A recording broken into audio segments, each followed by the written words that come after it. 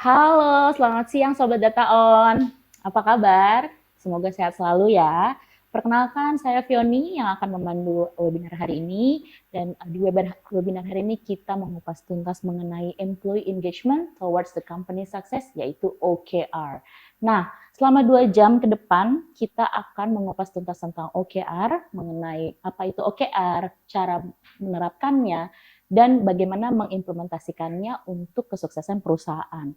Nah, nanti akan ada 2 pembicara nih, pakarnya di bidang OKR, yaitu Bapak Andre Matius selaku HR Director dan Mbak Hilda selaku Business Analyst dari DataOn. Nah, nanti selanjutnya akan ada sesi tanya jawab juga, jadi silahkan kalau misalnya ada peserta Sobat DataOn yang mau bertanya, silahkan langsung submit di kolom chat dan dilanjutkan dengan sesi quiz. Nah, nanti akan dipilih 5 pemenang terbaik menggunakan platform Kahoot dan akan memenangkan total nilai 1 juta rupiah e-wallet untuk 5 orang pemenang. Jadi stay tune sampai akhir ya. Oke, nah mungkin sebelum kita masuk ke presentasi nih, mungkin ada yang udah familiar lah ya dengan DataOn, tapi mungkin ada yang masih bingung apa sih DataOn, Sunfish itu apa sih, Sunfish Workplace itu apa pula gitu kan. Jadi mungkin saya berikan sedikit informasi mengenai DataOn dan Sunfish Workplace ya. Oke, nah jadi DataOn sendiri itu merupakan perusahaan penyedia solusi bisnis di Indonesia yang telah berdiri sejak tahun 99 dan memang fokusnya itu untuk solusi HR, ERP, dan accounting. Nah, sejak tahun lalu 2022, DataOn resmi bergabung dengan Humanica, salah satu provider HR terbesar di Thailand, dan resmi DataOn dan Humanica nih menjadi provider bisnis untuk Asia Tenggara yang paling besar ya, karena kantornya ini nanti ada di 6 negara nih, ada di Malaysia, Singapura, Thailand, Indonesia, Philippines, dan Vietnam.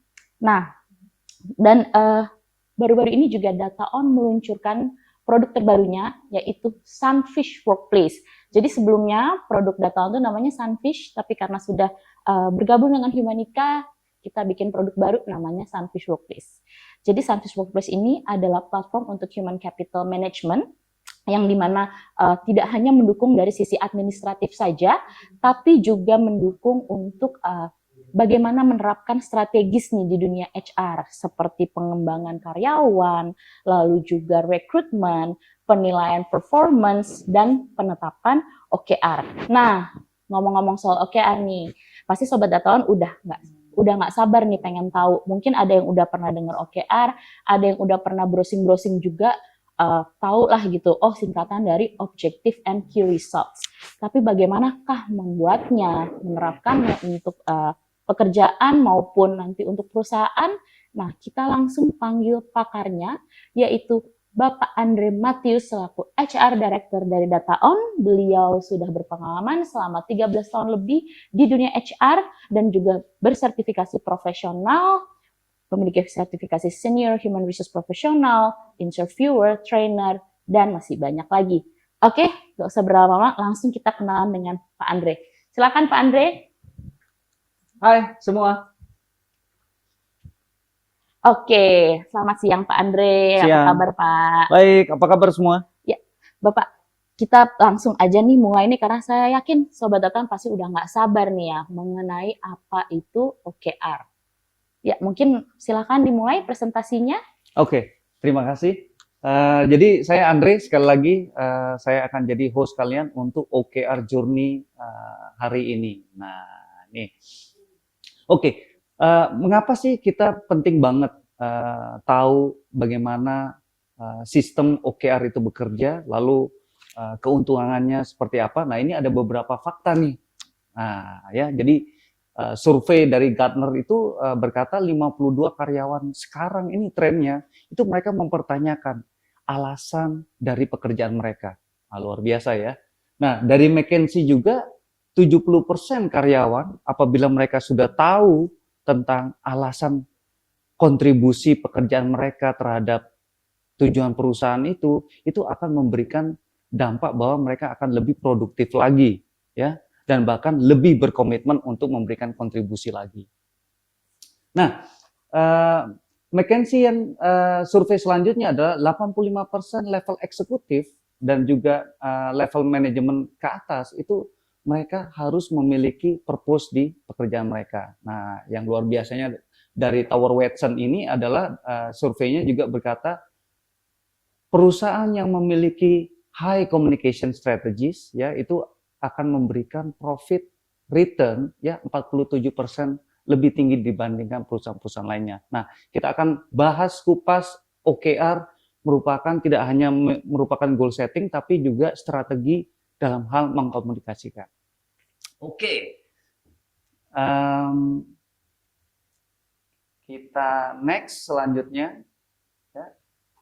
Nah, jadi referensi dari yang kita bicarakan hari ini adalah langsung bersumber ke Measure What Matters ya. Jadi buku yang ditulis oleh John Doerr tahun 2017 nanti silakan buku ini available di mana-mana, powerful banget memberikan testimoni bagaimana OKR itu memberikan transformasi kepada perusahaan yang memakainya.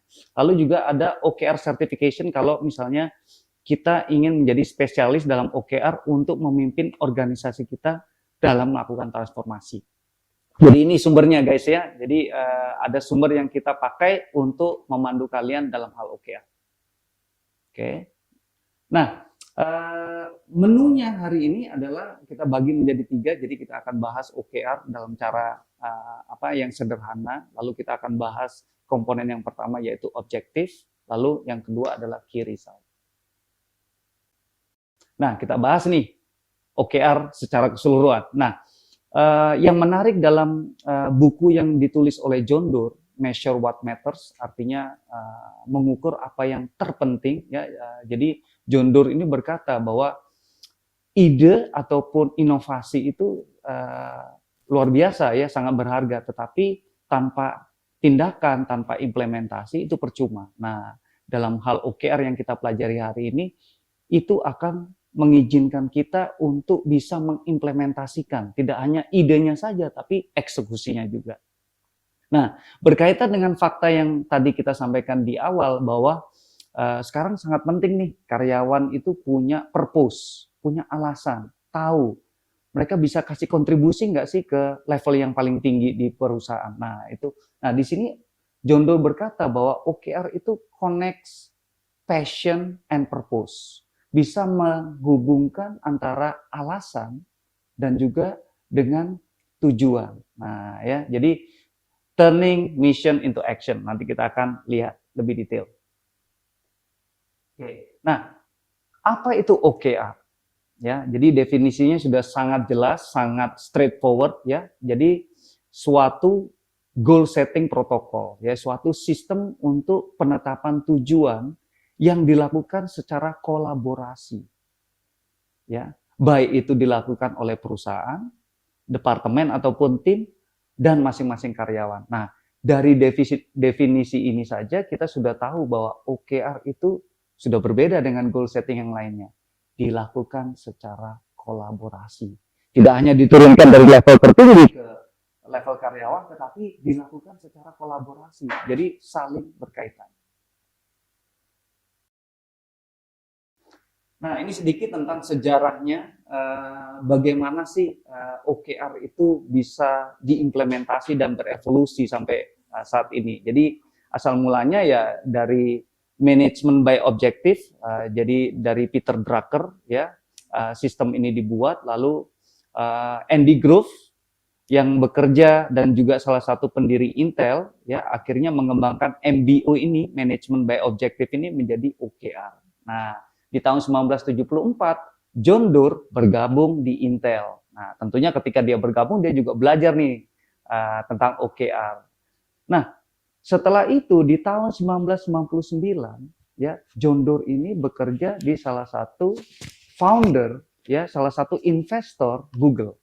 Ya, otomatis kalau kita bekerja di suatu investor investor perusahaan, kita juga ingin perusahaan itu bangkit dan sukses. Nah, disitulah John Doerr akhirnya mengimplementasikan OKR dan sukses hingga saat ini.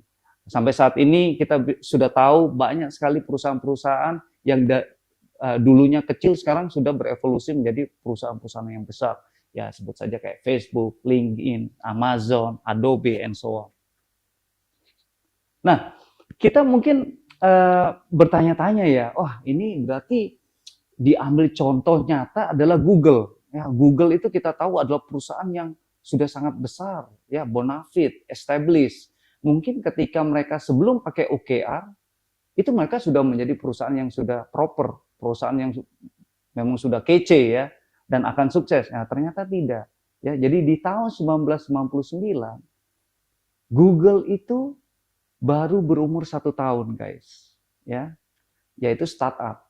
Nah, jadi nanti bisa di browsing di YouTube ya, Office Google pertama kali. Nah, di situ terlihat jelas bahwa Google itu dulunya memiliki atau menyewa sebuah garasi sebagai office mereka. Ya, dan hanya memiliki 20 karyawan. Bayangkan. Nah, saat ini Google sudah berevolusi dan masih memakai OKR. Ya. Berbedanya adalah luar biasanya yang tadinya 20 karyawan sekarang mereka ada 164.000 lebih karyawan. Ya. Google bernilai jutaan miliaran dolar US, ya. Dan juga Google sekarang memiliki lebih dari 78 kantor di lebih 50 negara. Nah, di suatu wawancara eksklusif ya, salah satu CEO-nya memberikan nih resepnya, kenapa sih Google itu bisa sukses dan sukses dan sukses lagi, ya. Ternyata rahasianya adalah OKR. Jadi OKR membantu Google sukses 10 kali bertumbuh lagi dan lagi. Nah, sekarang coba tanyakan diri sendiri nih, ya. Tanyakan diri sendiri, kalau Google berumur 1 tahun, ya, apa dampaknya kalau perusahaan kalian yang mungkin sekarang sudah berumur 5 tahun, 10 tahun, ya bahkan ada yang 20 tahun memakai OKR. Dampaknya akan menjadi sangat luar biasa. Gitu. Oke, kita next. Nah, ya. Oke, kita next lagi. Oke. Nah, sekarang kita udah mulai ngomongin OKR nih, ya. Jadi OKR yang paling gampang supaya kita mengerti itu, cara yang sederhananya adalah OKR itu kita ini mau menjadi apa? Kita ini apa yang mau kita capai? Lalu apa ukurannya? Nah, itu OKR itu secara utuh. Nah, jadi kalau kita bedah OKR, itu adalah objektif.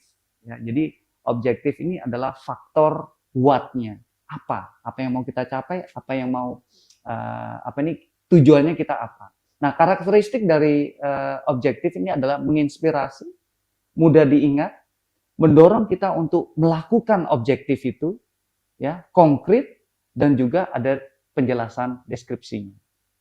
Nah, lalu ada KR-nya, key result. Nah, ya. Jadi key result ini adalah how-nya, bagaimana kita mencapainya. Nah, jadi key result ini membantu kita untuk mengukur, memonitor, dan bahkan melakukan apresiasi tentang apa yang kita capai. Nah, karakteristiknya adalah dia ini ada ukuran batasan waktu, spesifik. Jadi kalau spesifik ada ukuran batasan waktu berarti berbentuk angka, ya. Agresif tetapi realistis. Dan yang harus diingat paling penting adalah key result ini selalu ada 3 sampai 5 key result dalam suatu objektif. Nah, itu tuh OKR. Ya. Oke. Nah, ini ada contoh simple ya. Jadi kita udah tahu definisinya, kita udah tahu komponennya. Jadi ini contohnya. Jadi contohnya ini adalah salah satu rumah sakit lah. Ya. Jadi dia ingin meningkatkan efisiensi operasional rumah sakitnya. Itu objektifnya. Nah, lalu key result-nya adalah dia meningkatkan rata-rata okupansi atau hunian ruangan ya dari 70 sampai 80%. Lalu key result yang kedua, dia juga menjaga supaya gross profit marginnya di angka atau di persentase 35%. Nah, key result yang ketiga adalah meningkatkan penggunaan peralatan medisnya ya dari 80 sampai 90%. Nah, ini contoh simple kalau misalnya industrinya ada di healthcare ataupun hospital. Nah, ini ada contoh yang Yang lain ini. Nah, ketika membuat OKR itu tadi kan komponen yang pertamanya kan harus menginspirasi. Ya, jadi kita nih boleh nih pakai kata-kata yang menginspirasi. Contoh objektif yang ini luar biasa, yaitu bring in more, send out less. Nah, jadi kalau dalam konsep bisnis itu kalau kita mau datangkan lebih banyak ke dalam dan lebih kurangin untuk keluar, ngomongin ini profit and loss. Jadi key result-nya adalah meningkatkan ya pengumpulan uang cash sampai $1 million. Key result yang kedua adalah expense-nya harus di bawah $1.1 million. Lalu key result yang ketiganya adalah pertumbuhan secara 3 quarter ya selalu di angka 40%. Nah, ini contohnya nih. Jadi ada ketika kita bikin objektif and key result harus yang menginspirasi. Nah, sekarang kita ngomong spesifik tentang objektif. Nah, ya. Oke. Nah, masih ingat nih karakteristik objektif? Masih dong, ya. Wah, ini nanti kalau yang masih ingat silakan di typing tuh, ya apa aja. Nah, contohnya yang tadi saya bilang memorable, ya mudah diingat, ya menginspirasi, ya mendorong kita untuk melakukan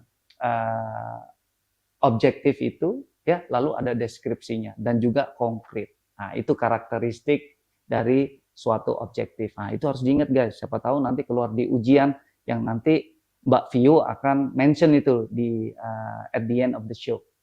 Oke.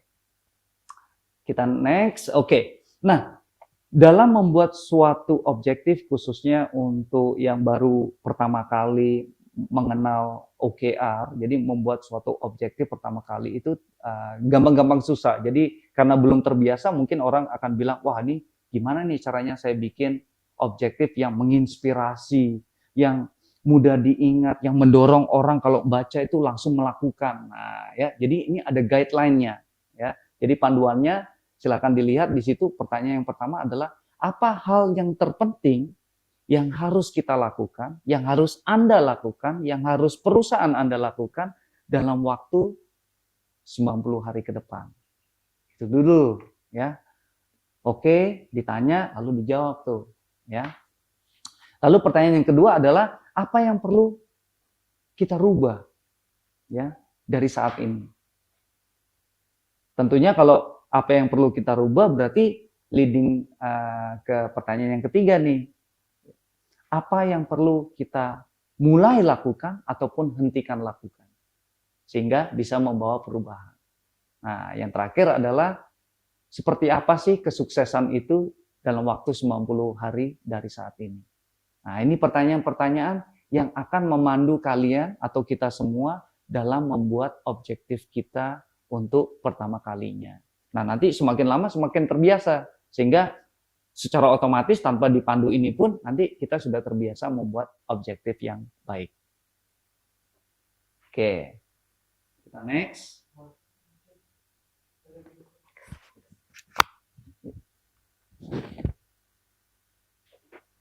Oke, nah OKR yang ideal itu ada 3 komponen, ya. Karena ingat objektif itu sesuatu yang besar, sesuatu yang menginspirasi, sesuatu yang mendorong setiap orang yang membacanya untuk melakukan sesuatu. Nah, sehingga perlu nih ada 3 komponen ini. Yang pertama adalah purpose-nya.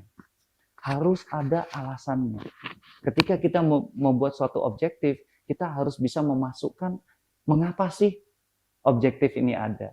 Nah, ya, lalu berkaitan yang dengan komponen kedua, yaitu mission statement. Apa yang kita lakukan dan siapa yang kita layani. Jadi setiap perusahaan pasti punya mission statement. Nah, jadi OKR itu relevansinya ada purpose-nya, ada mission statement-nya. Barulah lari ke the what and the how, yaitu OKR itu sendiri. Oke.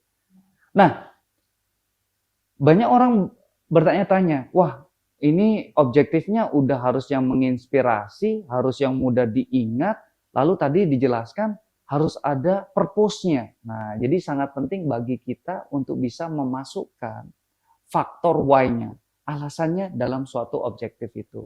Nah, ada pertanyaan-pertanyaan yang memandu juga, sehingga kita bisa memasukkan purpose ataupun why tadi di objektif kita. Yang pertama adalah kenapa kita eksis, kenapa kita ada.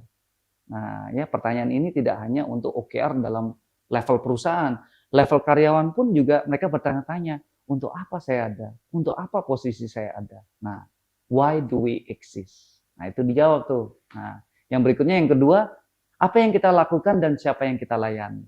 Nah, kita perlu tahu nih, servis kita seperti apa, konsumen kita seperti apa, ya.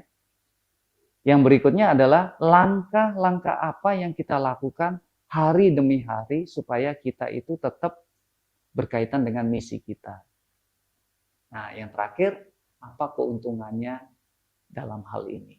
Nah, inilah bagaimana kita memasukkan elemen why dalam objektif kita. Nah, ini ada contoh ya, sebetulnya bukan contoh, ini cukup nyata ya. Jadi karena DataOn ini bergerak di bidang teknologi ya, di bidang software development. Jadi pertanyaan ini kita juga tanyakan, why do we exist? Ya, nah, untuk apa sih DataOn itu ada? Nah, ini langsung jawabannya to sell HR software. Kalau kita perusahaan teknologi pasti bikin produknya dikemanain? Ya kita jual. Nah, jadi jawabannya why do we exist? Ya kita mau jual HR software kita. Nah, lalu yang kedua, what do we do? Who do we serve? Ya, tentunya yang kita lakukan tadi ya menjual software, ya membuat produk, lalu kita jual. Nah, jualnya ke siapa? Ke klien. Ya, tentunya jadinya kita sebisa mungkin close as many as deal as we can. Nah, ya. Lalu langkah apa yang kita lakukan setiap hari supaya kita selalu berkaitan dengan misi? Ya, tentunya sebagai perusahaan teknologi kita selalu berevolusi, berkembang. Jadi kita tambahin fitur-fitur yang strategik ya. Jadi kita bekerja sama dengan partner-partner lain untuk bring nilai-nilai yang lebih, fitur-fitur yang lebih, benefit yang lebih, sehingga membedakan kita dengan perusahaan yang lainnya. What's the benefit? Apa keuntungannya? Nah, ini yang menginspirasi orang. Jadi jawabannya adalah kita membantu ribuan perusahaan ya untuk bisa mengatur dan memanage mereka secara efisien ataupun efektif setiap tahun. Nah, bayangkan kalau misalnya kita tidak memasukkan faktor Y ini dalam suatu objektif. Jadi kita tidak akan terinspirasi.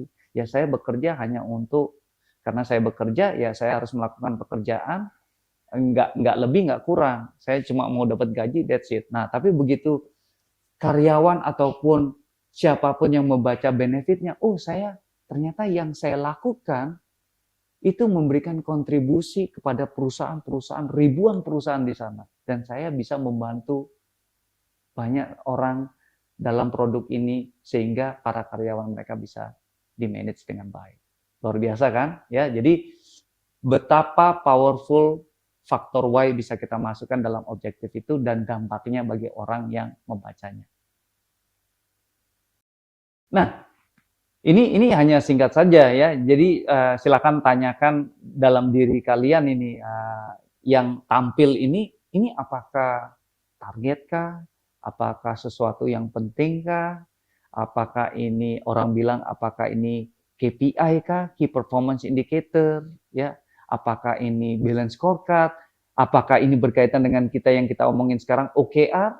Nah, ya jawabannya adalah tidak. Ya, jadi kalau kita baca nih, ya answer all sales question in a timely manner. Contoh aja, kita menjawab semua pertanyaan yang berkaitan dengan sales, ya ataupun produk dan service yang kita lakukan tepat waktu. Ini bukan target. Ya, jadi kalau kita baca ini report, lalu be available proactively, ya, ini hanyalah rutinitas setiap hari. Artinya apa? Job description, ya, job description penting, ya, karena supaya kita tahu apa yang kita lakukan setiap hari. Tetapi untuk mencapai sesuatu yang sangat besar, contohnya adalah tujuan perusahaan ataupun goal perusahaan, ini tidak berarti. Ya, karena ini hanya sifatnya rutinitas, tidak memberikan kontribusi yang lebih strategik. Nah, dengan OKR kita bisa rubah, ya. sesuatu yang tidak memiliki nilai strategik menjadi nilai yang lebih strategik. Nah, contoh ya, kita ambil contoh yang job description sales yang tadi yang sama ya. Jadi menjawab semua pertanyaan tentang sales ya tepat waktu. Nah, dengan OKR itu selalu membawa perubahan. Nah, kita lihat reduce, mengurangi, menurunkan ya. Yang tadinya mungkin butuh waktu lama ini mengurangi, menurunkan. Sehingga waktu yang dibutuhkan sales untuk melakukan sales call itu berkurang. Nah, jadi ada improvement. Nah, ya. Yang kedua, ya report frequent feature request to the product management team. Jadi, kalau ada request ya kita laporin, ya.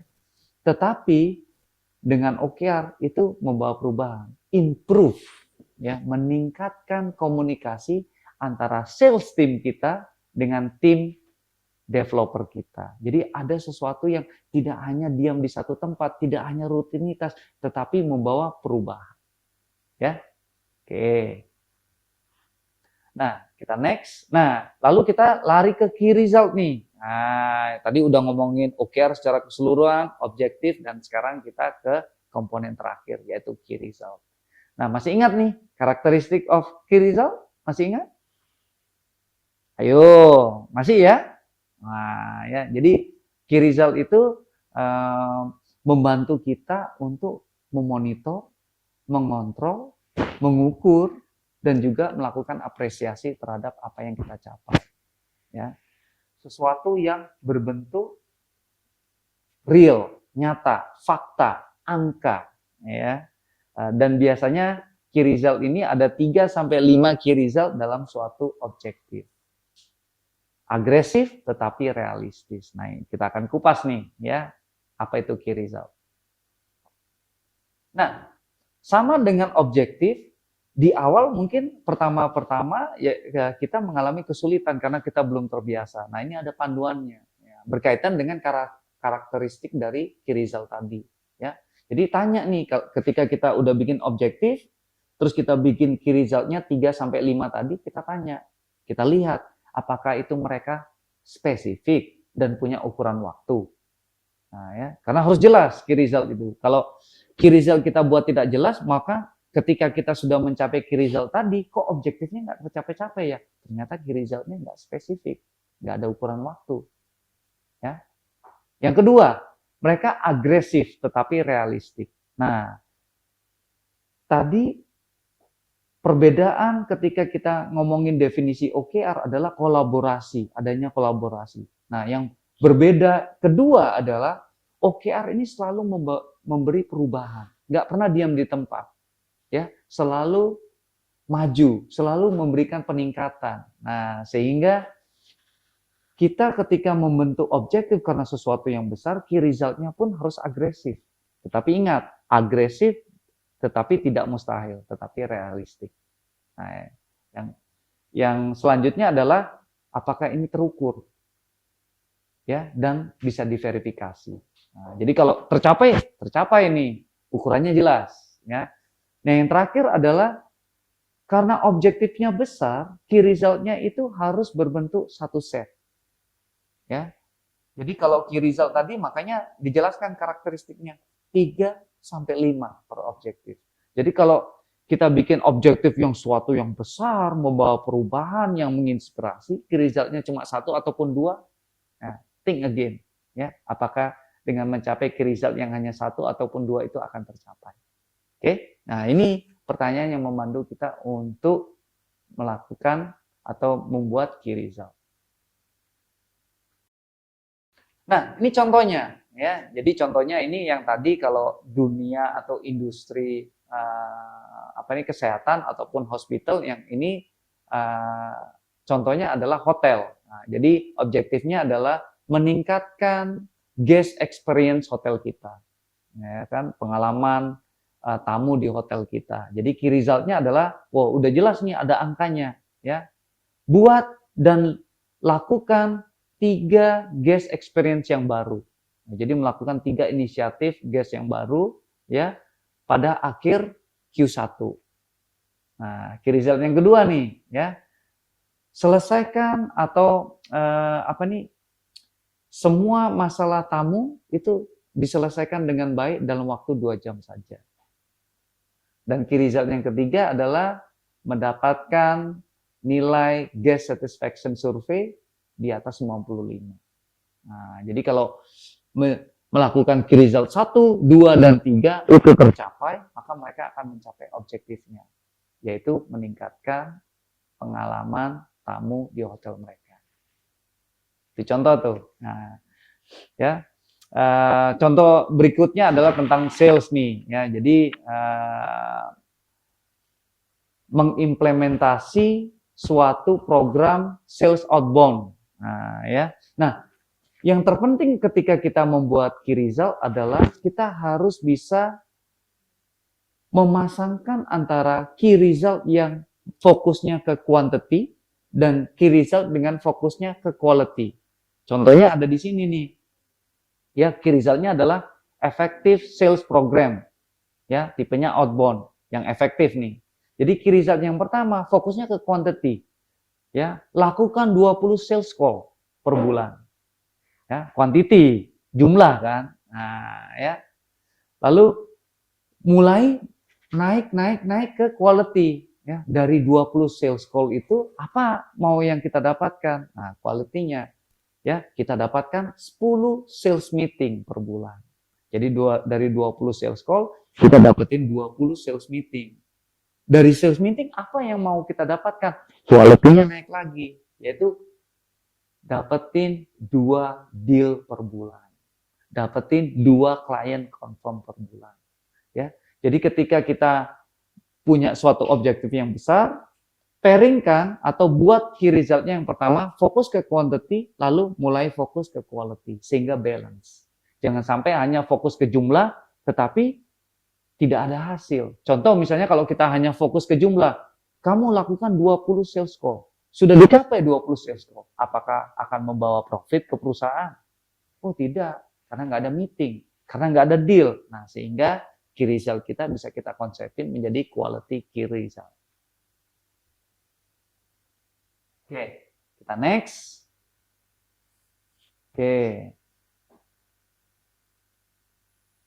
Ya, nah ini ada contoh yang cukup fun ya, cukup menyenangkan ya. Jadi kalau misalnya biasanya saya lakukan training gitu, saya tanya nih ke peserta ini, oke, coba kalau kita lakukan ada objektif seperti ini, ya buat perusahaanmu viral. Nah, ini kan sering ya, TikTok, YouTube, di TV banyak yang viral. Nah, gimana kita bikin perusahaan kita viral? Nah, key result-nya mengacu yang ke tadi, ya harus spesifik, punya ukuran waktu 3-5 per objektif, ya, dan juga membantu kita untuk memonitor, memeasure, dan juga mencapai objektif. Nah, contohnya di sini adalah key result yang pertama. Kita harus bisa mendapatkan 100.000 orang view di YouTube channel kita. Nah, ya. Ini masih ngomongin jumlah nih ya. Kita harus bisa mendapatkan 10.000 followers di Instagram. Nah, ya, udah mulai lari ke quality nih dan akhirnya adalah kita diliput nih oleh 3 TV channel yang lokal ataupun secara nasional sehingga bisa membuat perusahaan kita viral. Nah, ini contoh-contoh yang fun nih ya. Oke. Kita next. Nah, contoh yang berikutnya adalah karena saya hobinya basket ya, meskipun tidak terlalu tinggi tetapi saya selalu bermimpi tinggi ya. Nah, ini contohnya saya ingin menjadi seorang MVP basketball player. Nah, jadi MVP itu pemain terbaik lah ya. Apa yang harus saya lakukan? Ya, key result yang pertama, saya itu harus mencetak rata-rata skor 40 poin ya per pertandingan ya. Lalu yang kedua, saya harus menang ya semua pertandingan atau sebagian besar pertandingan di divisi saya ya lebih melebihi 50 kemenangan lah. Nah, dan yang terakhir ketika masuk final ya tim saya bisa menang. Nah, sehingga dengan mencapai key result 1, 2, dan 3 ya saya akan bisa menjadi pemain terbaik basket. Nah, ini contoh yang simple ya. Oke. Nah, karena kita tadi udah ngomongin objective and key result, ya, kita jadikan satu lagi, yaitu OKR, ya, objective and key result secara keseluruhan itu punya 3 tipe. Yang pertama adalah committed OKR. Committed OKR ini yaitu OKR meskipun OKR itu bersifat bertumbuh ya. Jadi apa yang kita capai sekarang itu harus grow, harus lebih baik lagi ya di siklus yang berikutnya, di periode berikutnya. Nah, meskipun ada pertumbuhan, tetapi committed OKR ini adalah jenis OKR yang harus tercapai 100% di tahap berikutnya, di siklus berikutnya. Contoh, apa yang harus kita capai OKR 100%? Ya. Jadi kalau perusahaan itu biasanya sudah mengkalkulasi tuh anggarannya berapa, supaya anggaran segini untuk gaji segini, untuk biaya yang lain-lain segini, sehingga kita harus mencapai revenue sekian. Sekian miliar, sekian triliun, sekian persen. Nah, sehingga committed OKR ini sesuatu yang harus dicapai, yaitu contoh misalnya, oh kita harus achieve ya profit sekian persen. Kita harus achieve revenue sekian miliar. Nah, itu adalah committed OKR. Nah, lalu kita ada aspirational OKR. Aspirational OKR ini dia pertumbuhannya luar biasa. Jadi tidak hanya seperti oh 10%, tahun depan kita bertumbuh 20%, tidak. Aspirational OKR ini bahkan bisa bertumbuh, oh kalau tahun ini kita 10%, tahun depan saya mau naik 40% atau bahkan 50%. Nah, tipikal dalam aspirational OKR ini 70% tercapai itu sudah luar biasa. Nah, ini yang membedakan OKR dengan sistem let's say kayak KPI. KPI biasanya mereka naik, tapi naiknya tidak signifikan. Biasanya 5%, 10%, 20%. Tapi kalau OKR, dia jumping, ya, dia naik, agresif, tetapi juga realistik. Nah, meskipun hanya tercapai 70%, tapi grow yang sudah dibuat sudah luar biasa. Nah, lalu yang terakhir adalah learning OKR. Nah, dalam tahap ini, perusahaan itu ingin mempelajari atau mendapatkan data. Karena mereka belum pernah atau tidak memiliki data histori sebelumnya, sehingga mereka mencoba sesuatu yang baru dan berharap mendapatkan informasi ataupun data itu ketika mereka implementasi learning OKR ini. Nah, contohnya seperti ini, ya. Contohnya ini saya ambil objektifnya saja ya, key result-nya saya tidak tampilkan, tapi supaya teman-teman dapat gambaran, committed OKR itu contohnya seperti ini, menaikkan angka penjualan, ya, menaikkan penjualan di bagian di daerah bagian timur Indonesia, gitu ya. Jadi, oh oke, kita udah dapat segini, kita harus naikin lagi, nah, ya, harus tercapai nih, karena kalau tidak tercapai akan mengganggu perusahaan ini. Jadi revenue-nya harus kita dapat ini dari daerah di bagian timur Indonesia. Nah, yang aspirational OKR yang bertumbuh luar biasa adalah kita ingin increase, kita naik, kita ingin mencapai ya 50% naik ya produksi sales kita di Indonesia. Nah, ya, yang tadinya kita ingin mendapatkan sales atau menaikkan sales di daerah timur Indonesia ini bahkan ingin menaikkan 50%. Dan ingat, 70% tercapai saja sudah luar biasa bagus. Nah, yang terakhir ada learning OKR. Tadi ngomongin daerah Indonesia, ngomongin naikin 50% masih di Indonesia, learning OKR jauh lebih tinggi karena mereka ingin belajar. Oh, perusahaan saya ingin tembus market baru. Marketnya nggak di Indonesia, tetapi di Asia Tenggara. Nah, ini adalah learning OKR. Oke, itu contohnya ya. Nah, kita rekap saja secara simple, secara fun ya dengan contoh. Jadi kalau misalnya contohnya saya nih ya, saya ini punya objektif ingin menjadi berotot tuh kayak tangannya yang di screen kalian itu, dan juga ingin menjadi lebih bugar. Nah, ini kan sesuatu yang menginspirasi, sesuatu yang besar ya. Nah, sehingga apa key result saya? Ya, key result yang pertama ya saya harus turunin berat badan nih. Ya, pinggang saya dari 70 cm jadi 40 cm. Yang kedua adalah saya harus menurunkan kadar lemak dari 50% sampai 20%. Saya juga harus bisa, karena saya mau berotot ya, saya harus bisa mengangkat ya beban dari 30 kilo ke 50 kilo. Dan yang terakhir adalah karena saya ingin bugar ya, saya harus bisa menurunkan tekanan darah saya. Nah, ke level yang lebih rendah sehingga makin sehat nih. Nah, ini contoh simpel nih. Ada objektif, ada key result. Nah, kalau saya mencapai 4 key result ini, maka saya akan bisa menjadi cowok ganteng yang berotot dan bugar, guys. Doain ya. Oke. Nah, OKR itu sistemnya ini yang berbeda. Yang tadi kita ngomong berbedanya karena kolaboratif. Yang kedua, berbedanya karena itu membawa perubahan. Nah, ini yang berbeda yang ketiga. OKR itu berbeda dengan sistem yang lainnya karena ini transparansinya luar biasa. Setiap orang dalam suatu perusahaan bisa melihat OKR satu sama lain. Ya. Nah, sehingga kita bisa lihat nih di sini dari perusahaan, dari OKR perusahaan, ya, sistemnya ada yang diturunkan, yaitu menjadi departemen OKR, tetapi ketika karyawan sudah tahu, oh ini nih OKR perusahaan saya, ini departemen OKR saya, mereka bisa kolaborasi dan memberikan kontribusi.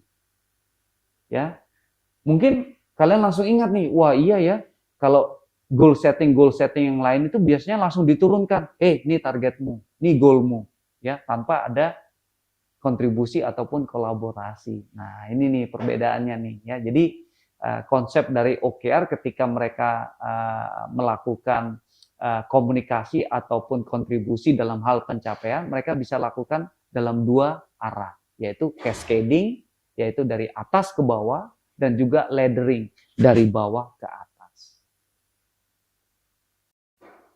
Nah, balik lagi ke contohnya ya. Contohnya tadi kan saya mau berotot nih, mau bugar. Nah, karena OKR itu sistemnya transparan, saya ambil contoh istri saya, ya. Kalau saya ambil contoh orang lain nanti istri saya marah, guys. Ya, jadi istri saya akhirnya bisa lihat, oh ternyata Andre suami saya ini mau berotot dan bugar, sehingga istri saya bisa melihat dan support. Nah, akhirnya kita kolaborasi, nah ya, sehingga istri saya pun membuat OKR-nya. Ya, dia ingin membantu saya meningkatkan pola hidup saya sehingga saya lebih sehat, ya, dan saya bisa mencapai OKR saya. Nah, key result-nya adalah, wah, dia menyediakan makanan ataupun buah-buahan favorit saya nih, 3 setiap pagi. Lalu dia juga memastikan nih saya ini makan makanan yang rendah lemak. Nah, contohnya seperti ini nih ya. Sehingga dengan transparansi istri saya bisa melihat, bisa memberikan kontribusi ke OKR dan akhirnya saya pun juga bisa mencapai OKR saya. Nah, ini konsepnya sama ya. Nah, ini ada contoh lagi ya, ada contohnya Sheila atau tadi ada Mbak Vio ya. Jadi Mbak Vio itu objektifnya ingin mengurangi atau menurunkan penggunaan sosial media sehingga dia lebih produktif. Nah, key result-nya apa? Jadi yang pertama, dia nggak akan pakai sosial media, nggak akan lihat sosial media sebelum dan sesudah tidur. Ya. Lalu yang key result yang kedua adalah dia nggak akan pegang HP ketika dia bekerja dari jam 8 sampai jam 5. Dan yang terakhir dia menguninstall 5 aplikasi sosial media di handphonenya. Nah, kalau si Sheila ataupun Mbak Vio ini melakukan result 1, 2, dan 3, pasti dia bisa mencapai objektifnya, yaitu ingin mengurangi penggunaan sosial media sehingga dia lebih produktif. Oke, jadi kembali lagi konsepnya sama ya. Jadi kalau saya punya OKR, Sheila pun ataupun Mbak Vio punya OKR. Nah, kita kontribusi ke level atas, yaitu ke departemen OKR. Ternyata departemen OKR kita itu memiliki objektif seperti ini. Mereka ingin meningkatkan culture perusahaan yang membuat ataupun berdampak kesehatan dan produktivitas karyawan. Nah, sehingga cocok dengan OKR saya, cocok dengan OKR-nya Sheila ataupun Mbak Vio, dan akhirnya kita memberikan kontribusi ke level atas ataupun ke level perusahaan. Oke, ya. Nah, ini sedikit saja ya, banyak sekali ketika saya lakukan training ataupun seminar ataupun webinar sebelum-sebelumnya itu banyak yang masih belum bisa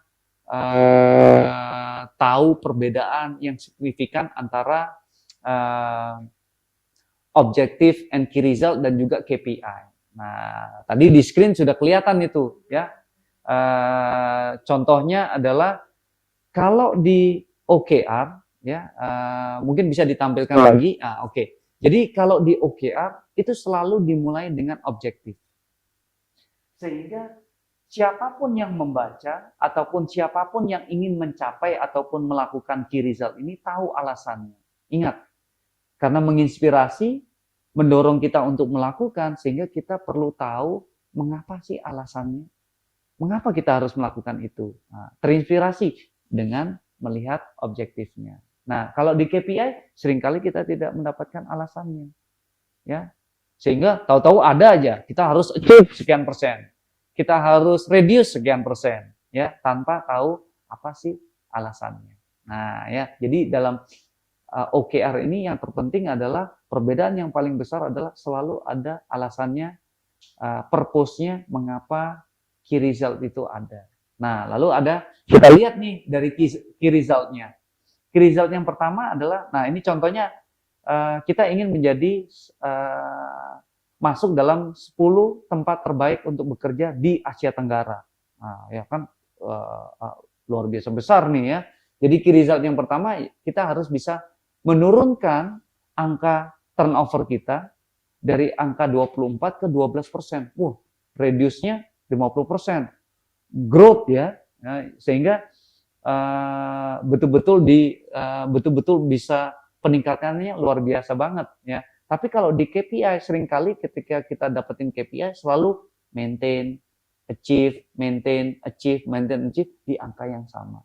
Nah, perbedaan yang kedua OKR dengan KPI, OKR selalu membawa perubahan. Oke. Nah, ya, dan KPI biasanya itu sesuatu yang di-maintain untuk dilakukan sama dan sama untuk konsisten. Gitu, ya. Nah, ambil lagi yang berikutnya. KR yang kedua, melakukan exit interview 100% karyawan yang resign untuk mengidentifikasi masalah sehingga kita bisa memperbaiki. Nah, tapi kalau di KPI tidak ada. Intinya kita punya target hanya melakukan 100% exit interview untuk setiap karyawan yang resign tanpa tahu apa tujuannya. Kenapa? Ya. Nah, kita langsung lari ke bawah. OKR itu yang kita tadi pelajari bersama adalah ini dilakukan secara kolaboratif. Ya. Jadi ada dua arah komunikasi, dua arah kontribusi. Ya, tapi kalau KPI hanya satu arah saja. Ya, biasanya itu di cascade dari level atas ke level bawah. Ya. Jadi saya harap dengan contoh yang simpel itu kita teman-teman udah tahu nih, oh oke. Perbedaan yang paling besar OKR dengan KPI. Ya. Oke. Jadi saya rasa itu saja yang saya bisa share teman-teman ya. Jadi kalau misalnya ada pertanyaan nanti silakan ya, saya akan dengan senang hati untuk menjawab. Oke, wah terima kasih sekali nih Pak Andre, insightful banget. Kalau kata anak-anak zaman sekarang tuh materinya daging Pak, empuk gitu Pak. Mantap. Nah, pastinya Sobat Data On tadi kan udah nyimak nih, mungkin udah catat-catat juga ya kan. Pasti udah bisa dong bikin OKR, bagaimana cara dan menerapkannya untuk baik itu ke diri sendiri ya Pak ya, maupun untuk departemen dan perusahaan. Betul banget. Nanti pantengin terus webinar ini karena nanti di akhir acara kita akan ada sesi kuis. Nah, pasti kalau teman-teman yang nyimak tadi apa yang nyatet pasti bisa. Kita akan buka sesi kuis dan 5 pemenang terbaik akan mendapatkan e-wallet dengan total nilai Rp1.000.000. Dan yang bisa ikut kuis hanya 20 orang tercepat aja nih. Jadi make sure teman-teman nanti pantengin terus sampai akhir ya. Oke, dan nanti juga kita akan ada Q&A, tapi tahan dulu. Aku yakin teman-teman Sobat Data On ini pasti banyak yang udah mau nanya ya ke Pak Andre ya.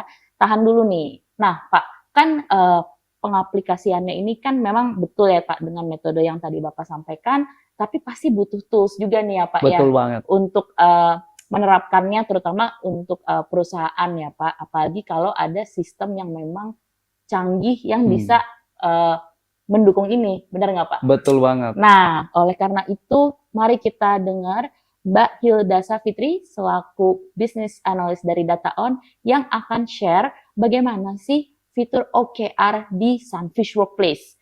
Oke, kita panggil aja nih Mbak Hilda. Iya, Silakan on halo. cam Mbak.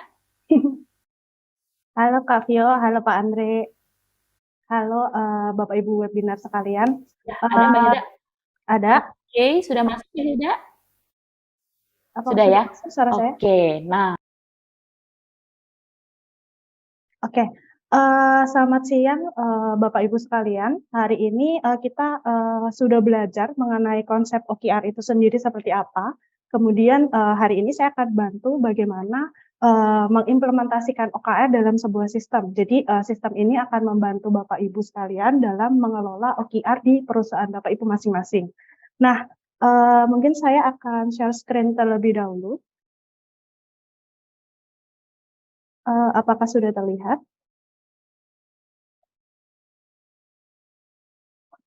Oke.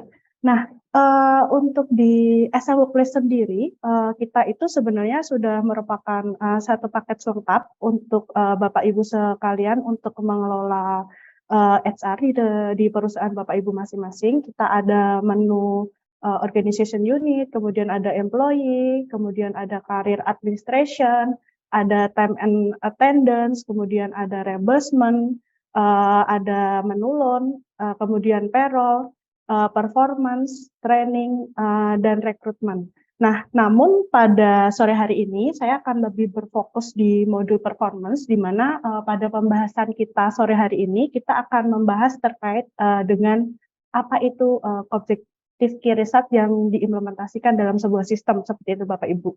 Nah, saya akan akses. Ini adalah halaman utama. Ketika kita mengakses objektif key result, maka di sistem kita akan membagi objektif key result itu menjadi 3 level berdasarkan OKR level individual, kemudian departemen atau organization unit, dan selanjutnya itu adalah level company seperti itu Bapak Ibu. Nanti di halaman ini Bapak Ibu akan ditampilkan list objektif apa saja yang sudah dibuat. Nah, Bapak Ibu pastinya dibantu di sistem juga. Sistem kami akan membantu Bapak Ibu juga untuk memfilter data dengan cepat sehingga Bapak Ibu tidak perlu risau ketika jumlah data key result-nya itu atau objektifnya itu sangat banyak. Nah, dari sistem Bapak Ibu bisa memfilter objektifnya itu berdasarkan status, ada di layar seperti ini statusnya, kemudian atau berdasarkan periode, bisa per kuartal, semester, annually, seperti itu, atau Bapak Ibu ingin mencari berdasarkan employee, seperti itu. Nah, ini merupakan halaman utama ketika kita mengakses objektif key result seperti itu.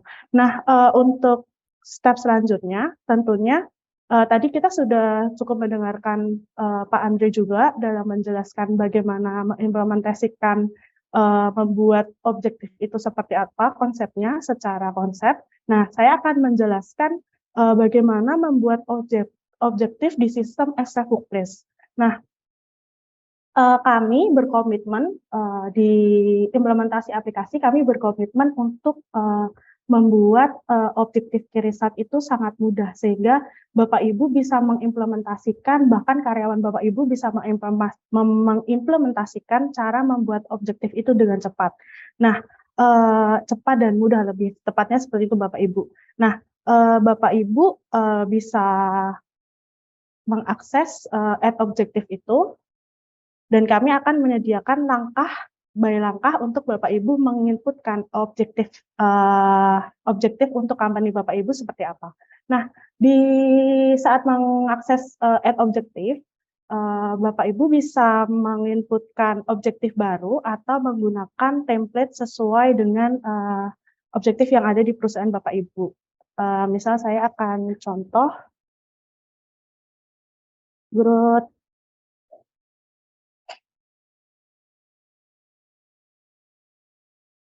revenue. Kemudian nanti Bapak Ibu bisa memilih OKR level untuk objektif yang akan dibuat. Ya, dari sistem kami akan menyediakan ada 3, yaitu individual, company, atau level organization unit seperti itu. Nah, next step selanjutnya, objektif yang baik biasanya itu punya periode Bapak Ibu. Nah, secara sistem kita akan memberikan preset. Bapak Ibu bisa langsung klik untuk memilih periode seperti yang ada di layar, ada periode berdasarkan kuartal, kemudian semester, annually, atau Bapak Ibu bisa melakukan custom range terhadap periodenya, seperti itu. Nah, di step ketiga itu step visibility. Objektif ini bisa diakses atau dilihat oleh siapa. Nah, kalau Bapak Ibu memilih all employee, berarti objektif ini bersifat publik atau semua employee yang ada di perusahaan Bapak Ibu bisa melihat objektif yang dibuat. Tapi kalau Bapak Ibu memilih myself, maka objektif ini hanya untuk Bapak Ibu sendiri, seperti itu. Nah, selanjutnya adalah di part keempat ini adalah alignment seperti itu Bapak Ibu. Seperti yang dijelaskan Pak Andre tadi, ketika kita membuat sebuah OKR, kita itu kan berkolaborasi. Nah, keuntungan menggunakan OKR ini, kita itu punya keuntungan yaitu si OKR ini bidireksional. Jadi, di mana OKR ini bisa di-align dari level strategik, top to bottom, kemudian bisa di-align juga dari level bottom to up, seperti itu. Nah, dari sistem kita akan menyediakan pilihan, alignment-nya itu akan di-show terhadap atau di-align terhadap level corporate, atau level departemen, atau supervisor, seperti itu. Nah, ketika Bapak Ibu sudah membuat OKR, maka nanti detailnya akan muncul. Bapak Ibu bisa melihat detail dari objective overview. Nah, di dalam objective overview ini, pastinya nanti akan, jika sudah ada QR, pastinya akan muncul list QR yang ada di dalam objektif itu seperti apa. Kemudian Bapak Ibu bisa melihat alignment yang telah dibuat di objektif tersebut, nanti alignment-nya seperti apa. Kemudian Bapak Ibu juga bisa menambahkan di objektif ini attachment. Nah, attachment-nya ini bisa berupa file upload atau URL link yang Bapak Ibu masukkan seperti itu. Nah, ini sekilas mengenai overview yang ada di objektif seperti itu. Nah, setelah dari membuat objektif, tentu saja tadi kita sempat bahas juga bersama Pak Andre. Pak Andre juga membantu kita bagaimana cara membuat KR. Nah, saat ini di sistem kami juga sama berkomitmen tetap akan membuat sistem workplace ini, as a workplace, membantu karyawan Bapak sekalian atau Bapak Ibu sekalian untuk membuat KR dengan mudah. Sehingga di sistem sebenarnya kami sudah membuat ada 2 mode, yaitu advanced mode dan guided mode, di mana advance mode ini bisa Bapak Ibu gunakan untuk membuat KR dengan sangat cepat, atau apabila Bapak Ibu masih mengimplementasikan KR yang belum expert, Bapak Ibu bisa menggunakan guided mode, di mana nanti di sistem kita akan membantu Bapak Ibu memandu cara membuat KR dari memilih tipe KR sampai dengan nanti memilih frekuensinya seperti apa. Nah, kita akan coba di guided mode. Oke, di step berikut, di step pertama ketika membuat KR, tentunya kita akan memilih apa itu tipe key result-nya. Nah, di sistem as a workplace sendiri, kita menawarkan ada 3 tipe KR, yaitu dengan KPI base, kemudian milestone tracker, atau percentage tracker. Nah, untuk KPI base sendiri, Bapak Ibu nanti bisa melingkan KR tipenya dengan menggunakan KPI library yang ada di perusahaan Bapak Ibu masing-masing. Nah, yang kedua, itu ada tipe KR percentage, di mana targetnya kita bisa setting untuk percentage. Kemudian ada tipe KR milestone tracker, di mana Bapak Ibu bisa men-setting targetnya juga percentage, namun di masing-masing persentasenya Bapak Ibu bisa memasukkan sequence seperti itu. Nah, hari ini saya akan mencoba untuk membuat KR-nya untuk tipe yang KPI based. Nah, di dalam KPI based sendiri ini ada dua. Satu yaitu targetnya yang dia naik atau biasa kita sebut dengan increase, atau yang dia targetnya turun yang biasa kita sebut dengan decrease, atau Bapak Ibu bisa menggunakan tipe KR yang baseline, di mana baseline-nya itu ada baseline fix, maximizing, dan minimizing. Nah, hari ini saya akan mencoba untuk mendemokan yang increase, di mana nanti targetnya yaitu naik seperti itu.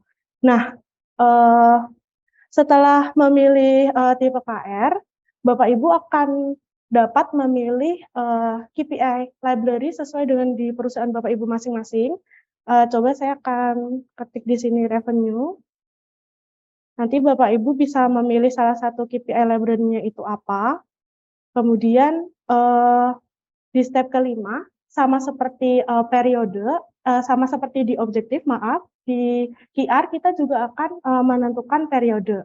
Nah, periodenya ini bisa kuartal, semester, annually, atau bahkan Bapak Ibu bisa mengatur sendiri waktunya dengan menggunakan custom ring seperti itu. Nah, selanjutnya itu kita ada memilih namanya select frekuensi, di mana ini adalah field untuk mengupdate pencapaian di KIRISAT-nya nanti seperti apa, seperti itu Bapak Ibu. Saya contoh, ini bisa diupdate dari weekly atau monthly. Nah, di step ke-6 ini, Bapak Ibu bisa memilih atau meng-assign KR ini untuk siapa, seperti itu. Nah, assign sendiri bisa dilakukan untuk employee itu sendiri, atau untuk employee lain, atau di-assign ke departemen, seperti itu Bapak Ibu. Nah, step terakhir, dari semua step yang sudah kita inputkan tadi, itu datanya akan muncul di step terakhir ini. Jadi di step terakhir ini Bapak Ibu juga masih bisa melakukan istilahnya melakukan perubahan atas apa yang sudah diinputkan step by step tadi. Nah, cuman ada beberapa hal yang perlu saya note lagi. Di dalam step terakhir ini, itu ada yang namanya key result name. Nah, key result name ini secara otomatis atau secara sistem kami sudah memberikan suggest nama untuk key result yang Bapak Ibu buat. Nah, suggest namanya ini berdasarkan dari tipe KR yang dipilih dan KPI library yang dipilih. Kemudian di step berikut juga Bapak Ibu bisa menginputkan target value-nya itu seperti apa. Nah, tadi kan karena kita pilihnya itu increase, jadi target value-nya harusnya naik seperti itu ya Bapak Ibu. Misal kita buatnya ini 500 juta seperti itu. Nah, target date-nya ini sama yang seperti di input Bapak Ibu tadi di step kelima. Kemudian ini kita punya namanya check-in plan tab, di mana di sistem workplace kita itu punya sistem otomatis atau mengenerate otomatis plan check-in sesuai dengan KR tipe yang dipilih, seperti itu. Nah, tadi karena yang dipilih itu adalah KR tab-nya itu increase, maka check-in plan tab yang muncul di sini ada pilihan accumulated, distributed, dan target value seperti itu Bapak Ibu. Nah, kemudian selanjutnya di progress percentage calculation method, ini merupakan nanti ketika kita pilih, akan membantu kita untuk menghitung persentase progres pencapaiannya itu berdasarkan seperti apa. Nah, ini untuk progress percentage calculation methodnya ini juga tergantung dari jenis KR tipe dan check-in plan tipe yang Bapak Ibu pilih. Kemudian check-in frekuensi dan assignee yang dipilih tadi di step sebelumnya juga ditampilkan. Nah, setelah Bapak Ibu sudah memastikan semua ini lengkap terisi, Bapak Ibu bisa lakukan submit untuk membuat key result-nya seperti itu. Nah, kebetulan saya sudah membuat key result-nya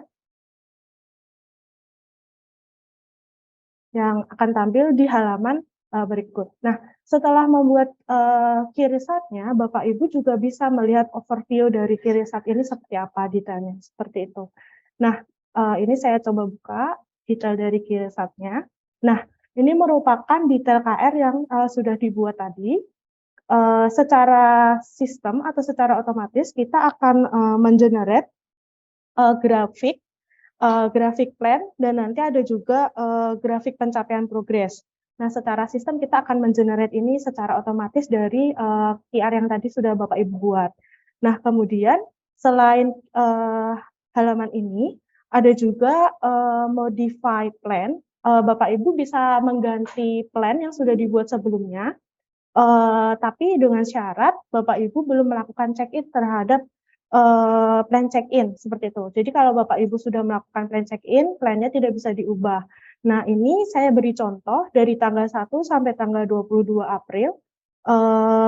Plan check-in-nya sudah dilakukan sehingga plannya tidak dapat diubah. Namun untuk tanggal 29 dan sampai seterusnya masih bisa dirubah karena belum melakukan check-in seperti itu. Nah, tentunya dari overview ini, apa yang harus dilakukan karyawan ketika mendapatkan KR? Tentunya harus melakukan check-in seperti itu Bapak Ibu. Nah, ketika melakukan check-in, kita bisa mengaksesnya dari button check-in ini, maka sistem akan menampilkan check-in dengan periode terdekat seperti itu. Jadi nanti bisa lakukan check-in di periode terdekat. Nah, ketika check-in, Bapak Ibu bisa menginputkan value atau pencapaiannya itu seberapa besar, kemudian Bapak Ibu juga bisa memilih status check-in-nya seperti apa. Atau jika memungkinkan Bapak Ibu ada plan check-in yang ingin diedit, Bapak Ibu bisa mengakses dari button pensil berikut.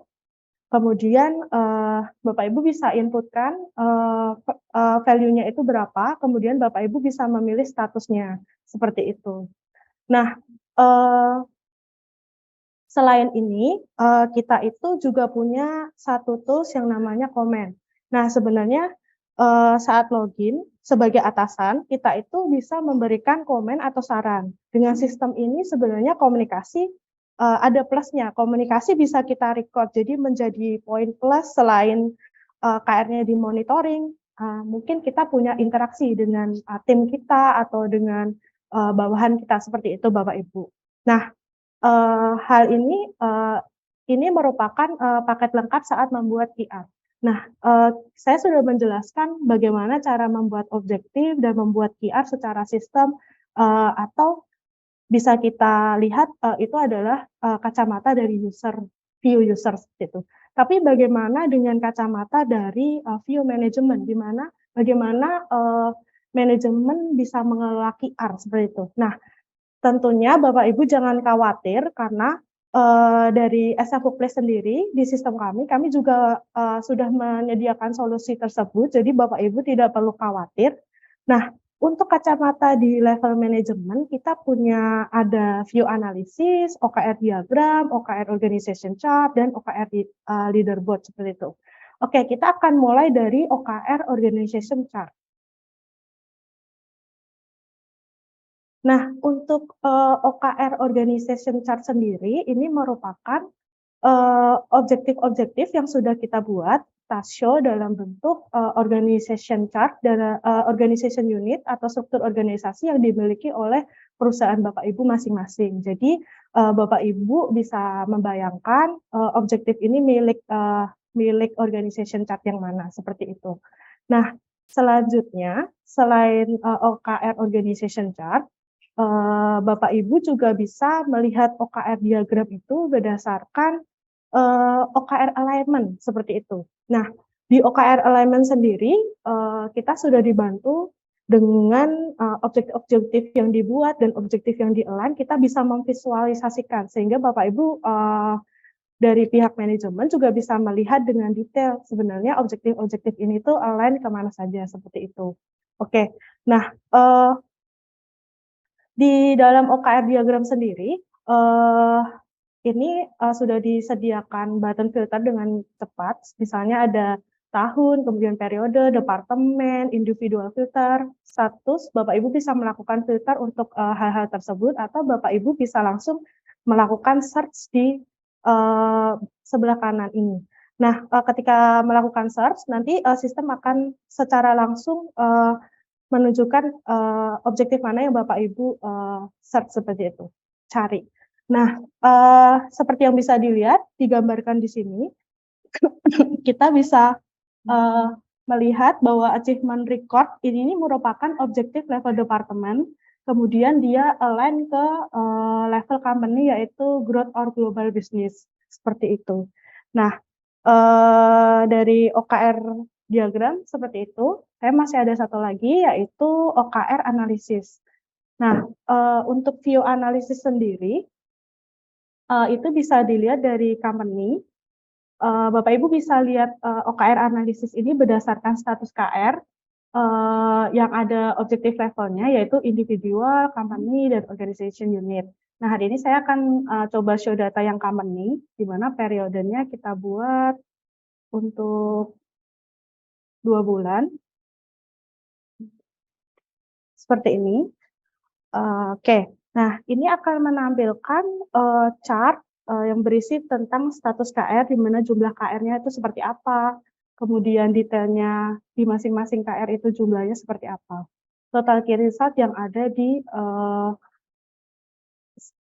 di periode yang sudah kita select tadi. Kemudian ada check-in history, ini menampilkan jumlah data status KR dalam 1 tahun, gitu. Kemudian ada OKR Productivity Report, di mana kalau untuk OKR number, ini menampilkan total status check-in per bulan berbanding dengan jumlah keseluruhan status check-in. Kemudian yang untuk OKR percentage, ini sama, tapi dalam bentuknya percentage. Nah, yang terakhir ini kita juga punya yang namanya OKR Leaderboard, gitu. Nah, OKR Leaderboard sendiri ini semacam menampilkan papan peringkat dari objektif yang sudah dibuat. Jadi nanti akan ada ranked per masing-masing objektif di level company yang bisa Bapak Ibu lihat seperti itu. Nah, ini merupakan penjelasan saya mengenai OKR. Kemudian kalau misalnya Bapak Ibu masih ada hal yang ingin ditanyakan, bisa juga menghubungi ke tim data on kami untuk melakukan demo secara lebih detail seperti itu. Nah, saya balikan lagi ke Kak Vio, sekian dari yang bisa saya jelaskan. Terima kasih.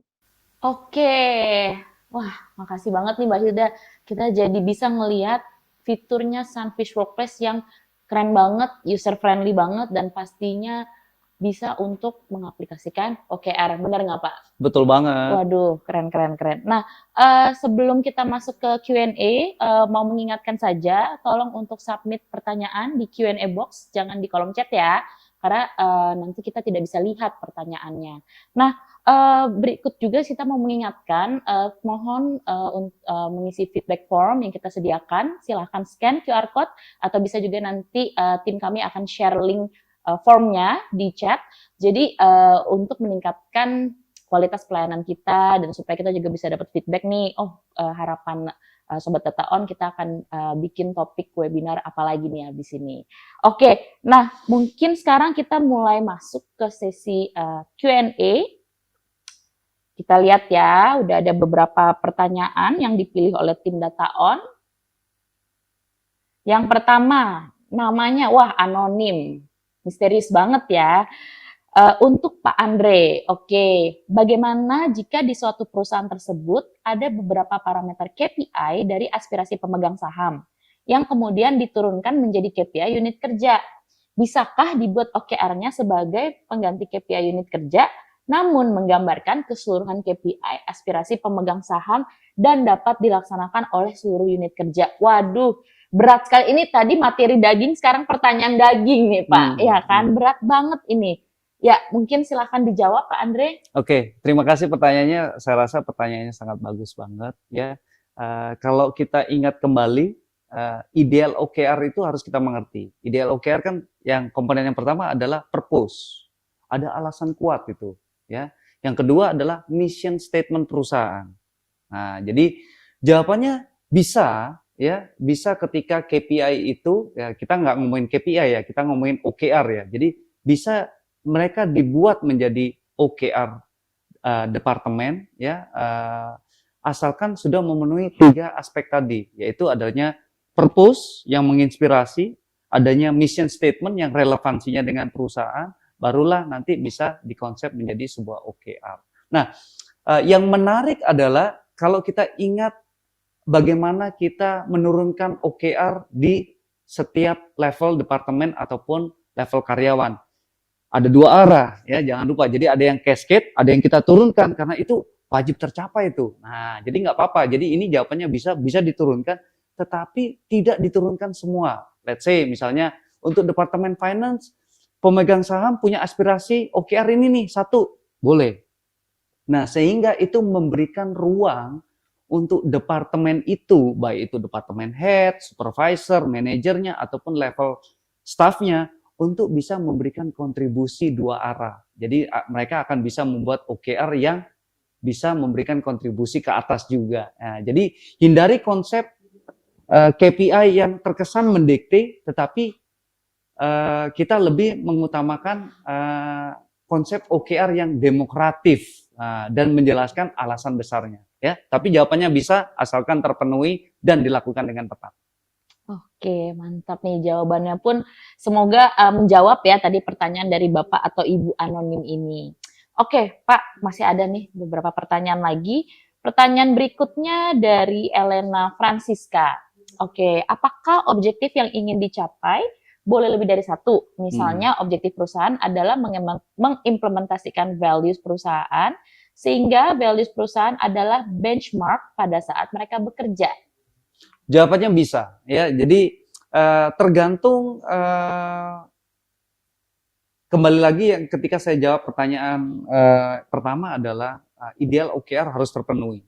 Jadi harus ada purpose, harus ada mission statement-nya. Jadi ketika itu sudah terpenuhi, misalnya, untuk mencapai purpose saya atau purpose perusahaan dan juga mission statement perusahaan, saya harus punya objektif 3. Itu fine, gitu ya. Tapi hindari, karena ini semuanya penting, saya buat semuanya menjadi OKR. No, ya. Jadi kalau kita lihat konsepnya key result aja 3 sampai 5 objektif per objektif, ya, saya sarankan konsep OKR itu 3 sampai 5 objektif. Nah, ya, karena apa? OKR itu dalam suatu konsepnya dari awal itu hanya mengukur sesuatu yang paling penting. Bukan yang penting banyak, yang paling penting.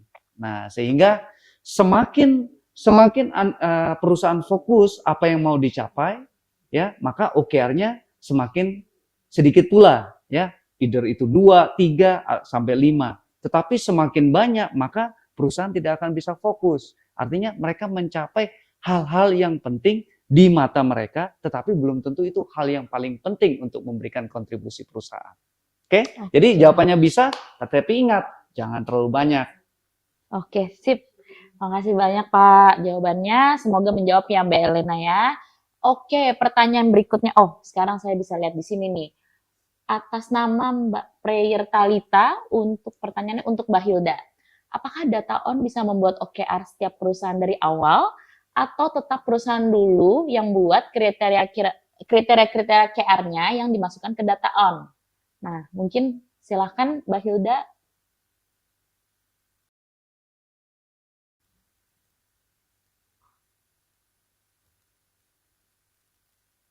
Oke, sambil menunggu Mbak Hilda ya dari sisi teknis ya, tapi dari sisi OKR, ingat OKR itu dibuat spesifik oleh perusahaan tersebut.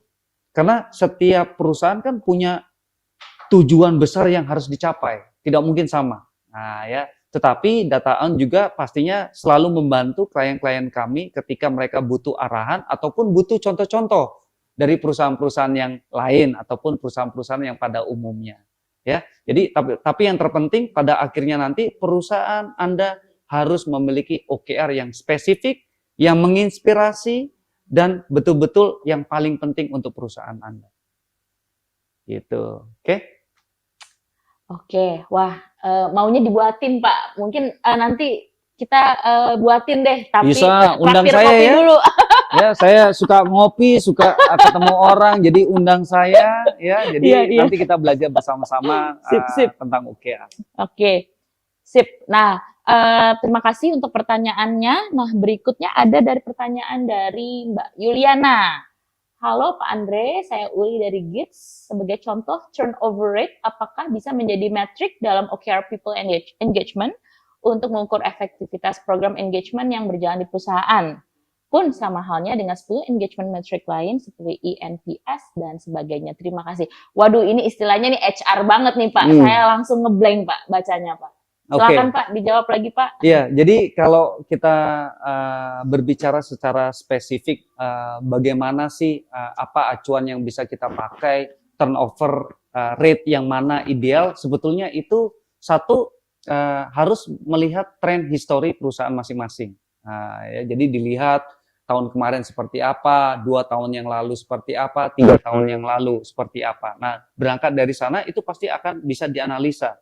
Oh, tren turnover perusahaan saya sekian. Nah, lalu bisa di benchmark dengan satu industri lainnya atau perusahaan lainnya di dalam industri yang sama. Nah, contoh saya pernah membaca itu kalau tren turnover di bidang teknologi itu paling besar 12 sampai 18% per tahun. Nah, itu sehingga bisa dipakai. Nah, tetapi kembali lagi harus melihat secara spesifik daerah dan perusahaannya. Oh, perusahaan saya lokasinya di Jakarta, bagian mana ya, lihat trennya, kompetitor seperti apa. Nah, sama juga dengan engagement. Nah, ya. Jadi dalam hal engagement ya kita harus melihat engagement survei ataupun engagement rate, komponen-komponennya itu bisa menurut apa sih yang penting bagi suatu perusahaan, visi misinya. Ya. Oh, dilihat trennya. Oh, kalau tahun lalu engagement rate saya sekian. 2 tahun yang lalu sekian, 3 tahun yang lalu sekian. Kalau saya compare dengan kompetitor ataupun perusahaan di industri yang lain, sekian. Nah, sehingga perusahaan bisa pakai benchmark itu untuk menentukan, oh ini loh target yang harus kita capai. Ya, saya ambil contoh misalnya, ada perusahaan A nih, engagement rate-nya mungkin sudah bagus, di angka 90%. Tetapi setelah dia bedah, ya 2 tahun atau 3 tahun yang kemarin mereka bahkan bisa mencapai 95%. Nah, kenapa bisa turun menjadi 90%? Lalu mereka juga survei, ya lakukan di perusahaan yang lain di industri yang sama, ternyata in average itu perusahaan yang lain itu di angka 95%. Nah, sehingga itu yang harus didiskusikan sama level perusahaan. Benchmark seperti apa yang mereka mau pakai? Apakah mereka ingin supaya kompetitif dengan kompetitor, yaitu di angka yang sama 95%, bahkan apakah ada yang mau dituju, let's say 96% ataupun 97%, sehingga mereka bisa leading the market daripada kompetitor yang lainnya. Nah, sehingga spesifik metrik, lihat lagi data trend historinya dan juga data market trendnya. Oke? Oke, nah semoga menjawab lagi ya. Oke, mungkin tadi sempat ke skip dulu tuh untuk pertanyaan dari Mbak Prayer Talita, apakah data bisa membuat OKR setiap perusahaan dari awal? Mungkin Mbak Hilda, apakah sudah ada di Zoom? Oke, Mbak Hilda, silakan mungkin bisa menjawab. Oke. Untuk pertanyaan dari Kaya Talita, apakah data on bisa membuat OKR setiap perusahaan dari awal atau tetap perusahaan dulu yang membuat seperti itu? Nah, berkaca dari OKR leaderboard tadi, harusnya kita kalau ingin membuat sebuah OKR, kita harus berkaca dulu dari perusahaan karena sebenarnya di perusahaan itu kan kita mengetahui nih tujuannya itu seperti apa. Seperti itu sih Kak Vio. Baru nanti membuat QR-QR-nya seperti itu. Oke, terima kasih atas jawabannya, Hilda. Oke, masih ada pertanyaan lagi mungkin? Coba tim data on bisa dibantu pertanyaannya. Masih ada, oh ada 2 lagi nih ya. Ya, mungkin kita yang buat Mbak Hilda dulu lagi. Namanya anonim, waduh misterius lagi nih ya. Siapa nih yang nanya kira-kira nih? Apakah memungkinkan proses migrasi data OKR dari software sebelumnya ke Sunfish Workplace ini? Dan apakah dapat mencoba demonya ya? Terima kasih. Wah, mantep nih mau coba demo nih. Silakan Mbak Yuda. Oke, Untuk, proses migrasi dari data OKR dari software yang lama ke sistem kita di SM Workways tentunya, bisa karena, kita pasti akan masuk per hari ini, tapi kita akan melihat dulu, struktur datanya itu seperti apa, sehingga kita bisa, melakukan proses migrasinya seperti itu. Nah, apakah dapat coba demonya? Nanti, ini yang kasih pertanyaan karena namanya anonim, mungkin Bapak atau Ibu anonim yang memberikan pertanyaan terhadap saya, nanti bisa menghubungi tim data on, untuk kita sama-sama coba, demonya seperti apa, seperti itu. Betul betul. Nah, kalau misalnya Sobat Data On masih ingin tahu lebih lanjut mengenai Sunfish Workplace dan fitur-fitur dan modul-modulnya, bisa langsung kontak tim sales atau juga info@dataon.com dan bisa langsung jadwalkan demo. Oke, masih bisa mungkin satu pertanyaan lagi ya, boleh ya? Pertanyaan terakhir dari Bapak Muhammad Awardika untuk Bapak Andre. Yang pertama, wah ada 2 Pak ternyata. Oke, yang pertama. Saya berharap 5 tadi. Oh, berharap 5 ternyata. Silahkan mungkin mau ditambahkan. Oke, 1, adakah contoh mengenai penilaian OKR untuk HR division? Yang kedua, apakah metode SMART bisa menjadi acuan untuk menentukan objektif dan key result dalam OKR? Nah, silakan Pak. Oke, jadi yang perlu kita pahami, OKR ini adalah sistem setting goal, ya, bukan sistem performance review ya guys ya. Nah, harus dilihat ini ya. Jadi kalau performance review itu kalau kita tidak mencapai sesuatu selalu ada implikasinya atau dampaknya. Atau apakah mengurangi nilai, mengurangi poin dan lain sebagainya ya. Tapi beda dengan konsep OKR. Jadi OKR ini adalah sistem yang memberikan kebebasan karyawan, transparansi, mereka bisa saling lihat, mereka bisa lihat ke atas, ke samping, ataupun ke bawah, dan mereka bisa memberikan kontribusi bebas tanpa ada rasa takut kalau mereka tidak mencapai. Nah, ya, jadi begitu saya lihat ada kata penilaian, itu yang harus dipahami. Nah, tetapi bukan berarti OKR tidak bisa dinilai. Ya, kembali lagi, ingat ada objektif, ada key result. Nah, ya, tentunya ada rumusan di mana, oh kalau misalnya dia tercapai sekian persen, nilainya berapa? Nah, itu bisa dilakukan, ya. Jadi ada gradingnya, ya. Di konsep OKR itu OKR bisa di-grade ataupun dinilai. Tetapi ingat yang tadi saya bilang tidak bisa dikaitkan dengan performance review. Kita bisa melakukan rewards, ya, tetapi tidak bisa melakukan punishment, guys. Kalau kita melakukan sama dengan sistemnya performance review, orang tidak akan memberikan kontribusi, orang akan takut. Jadi apa yang mereka lakukan, mereka akan kembali ke zaman lama, yaitu mereka akan tentukan KPI, KPI-nya pun sama setiap tahun, sehingga mereka punya rasa nyaman untuk mencapai. Tapi bukan OKR, harus yang ambisius, besar, realistis, tanpa ada rasa takut apabila tidak mencapai. Oke? Lalu yang kedua adalah metode SMART. Bisa menjadi acuan untuk menentukan objektif dan key result dalam OKR.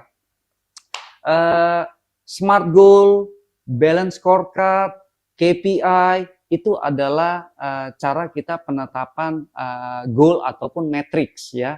Nah, OKR ini adalah konsep barunya ya, konsep yang jauh-jauh berbeda daripada SMART goal, KPI dan balance scorecard. Nah, ketika kita membuat SMART goal, tentunya kalau tidak tercapai berarti tidak tercapai ya, tapi kalau OKR beda. Kalau tidak tercapai kita review, kita modifikasi lagi, kita improve, kita coba lagi di kuartal berikutnya. Nah, tetapi kalau kita ingin menentukan suatu objektif ya ataupun key result, kita bisa melihat atau merujuk ke SMART goal tadi. Ya, ada bagusnya karena SMART goal itu kan spesifik, measurable, dapat diukur, sama dengan key result ya.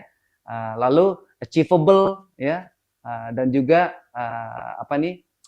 realistic dan juga time bound. Jadi konsepnya bisa diambil, mengacu, tetapi pada dasarnya implementasinya berbeda. Ya, oke. Oke. Oh, ternyata masih bisa nih Pak, waktunya satu pertanyaan lagi ya. Oke. Siap ya Pak ya? Oh, siap. Ya Pak. Oke. Ada pertanyaan lagi. Oh, izin bertanya Pak Andre, apakah OKR ini bisa diterapkan pada yayasan pendidikan? Kalau iya, kira-kira penerapan dan implementasinya seperti apa? Luar biasa ya. Jadi tadi saya di materi hari ini saya kasih contoh di dunia IT, saya kasih contoh di dunia kesehatan, saya kasih contoh di hotel ya. OKR ini bisa dipakai di mana-mana. Nah, tadi ketika kita lakukan webinar khusus untuk OKR tadi, bahkan kita bisa pakai untuk personal ya. Nah, apalagi di dunia pendidikan.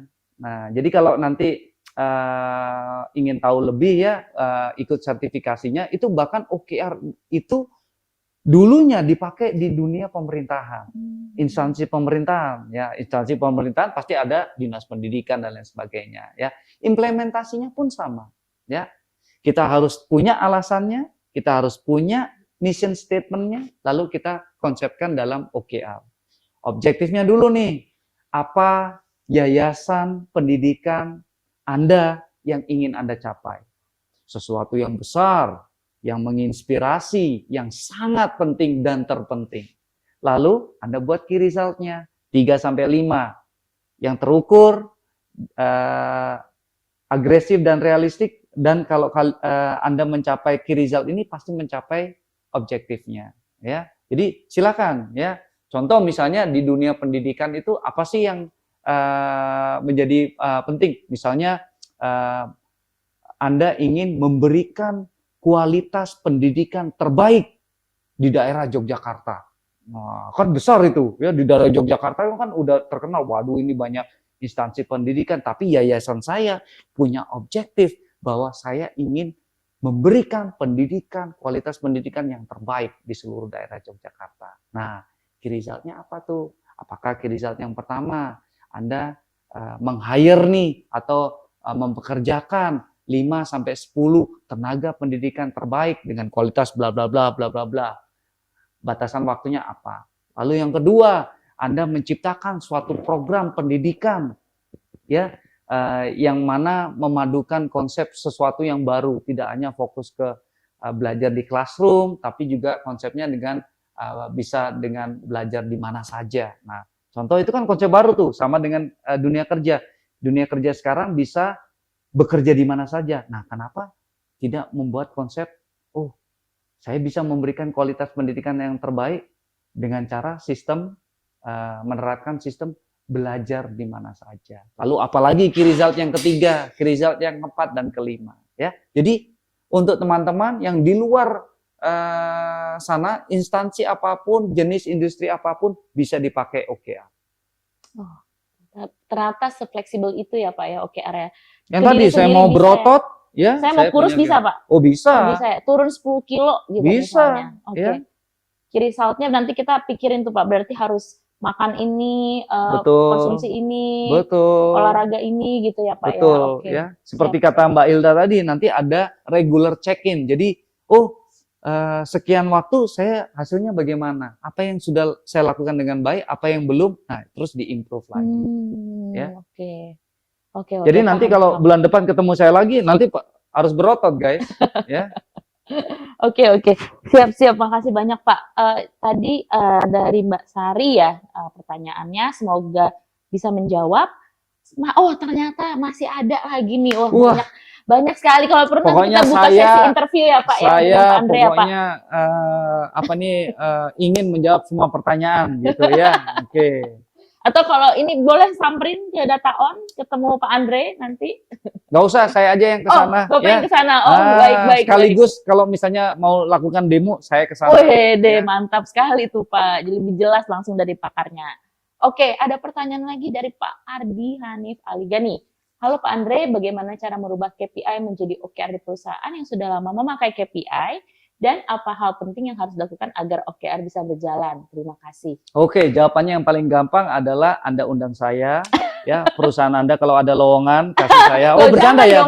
Jangan dong. Bercanda. Nah, ini pertanyaan yang sangat bagus karena KPI itu kan konsepnya diturunkan dari atas ke bawah dan langsung berbentuk target, sehingga banyak perusahaan yang menganggap sistem ini sudah sistem ideal, gampang dipakai, karena tinggal diturunin aja, ya kan, terus dijalankan, ya. Nah, tips dan apa yang kita sudah lakukan termasuk di data on, sebelumnya kita juga pakai KPI adalah kita memakai merubah mindset dulu. Ya, tadi sudah kelihatan itu di webinar. Ya, contoh adalah Google. Ya, jadi mereka itu berkembang pesat karena mereka memberikan kebebasan sehingga karyawan itu berani melakukan sesuatu tanpa takut untuk gagal dan hasilnya jauh lebih besar ternyata. Sama dengan KPI. Jadi dirubah mindsetnya, diberi pemahaman, ya, lakukan research perusahaan-perusahaan mana saja yang di Indonesia yang sudah pakai OKR dan bagaimana hasilnya. Ya, tentunya hasilnya pasti akan luar biasa. Itu yang pertama. Yang kedua, cobalah sistem OKR di beberapa departemen dulu. Lakukan piloting project dan compare, bedakan. Yang departemen ini pakai KPI, yang departemen ini pakai OKR. Nah, sehingga manajemen bisa melihat tanpa terlalu banyak membawa perubahan dan mengganggu perusahaan. Oh, oke, sebagian besar pakai KPI, tetapi kok departemen ini pakai OKR kok mereka lebih inovatif, mereka lebih hasilnya luar biasa ya. Jadi bisa di-compare. Itu cara yang paling simpel. Ya. Oke, sip. Terima kasih banyak Pak Andre. Masih ada pertanyaan atau sudah cukup? Sudah cukup ya? Cukup ya. Oke, terima kasih banyak Pak Andre. Sama-sama. Mungkin kalau memang masih ada yang mau ditanyakan, boleh langsung hubungi tim sales masing-masing atau kontak info@daton.com atau bisa juga nanti janjian demo, nanti Pak Andre yang mau langsung datang ke kantornya. Oke, baik. Sekarang kita masuk ke sesi berikutnya. Maaf, bawel ngulangin berkali-kali, mohon isi survei formnya.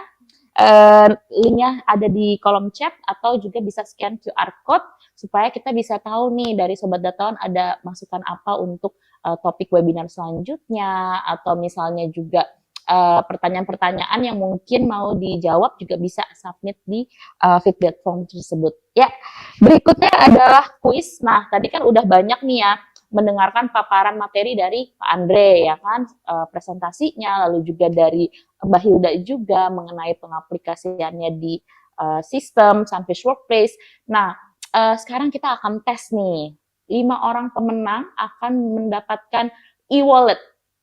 E-wallet senilai total 1 juta rupiah. Caranya bagaimana?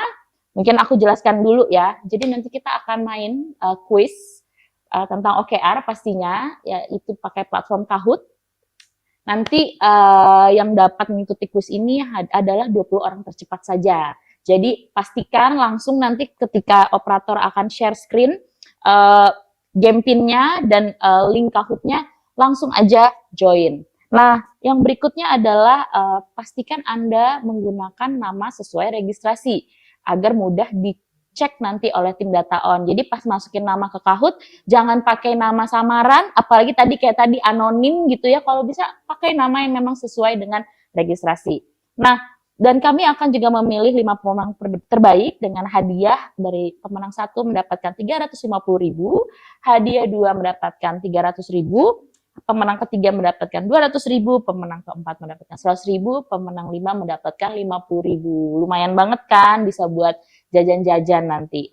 Nah, syarat pemenang lainnya adalah seperti yang tadi saya sudah sampaikan, harus mengisi feedback form ya. Jadi nanti tim Daton akan cek apakah pemenang ini mengisi feedback form yang sudah disediakan, dan jika tidak mengisi maka otomatis kita akan eliminasi dan kita akan gantikan pemenangnya sesuai dengan urutan selanjutnya. Misalnya pemenang 5 tidak mengisi, maka kita akan menangkan juara 6 seperti itu. Dan untuk pengiriman hadiah pastinya nanti akan dihubungi oleh tim data on dan jadi tunggu aja. Oke, sudah bisa mulai operator untuk Kahoot-nya. Cepat ya guys, 20 orang tercepat ya yang masuk ke Kahoot dan masukin PIN-nya. Iya. Saya boleh ikut nggak? Jangan dong, kan Bapak yang buat Pak pertanyaannya Pak. Jadi yang namanya anonim tadi masukin aja namanya Betul. Andre Matius. Jadi saya yang dapat. Benar. Oke, mari kita tunggu dulu.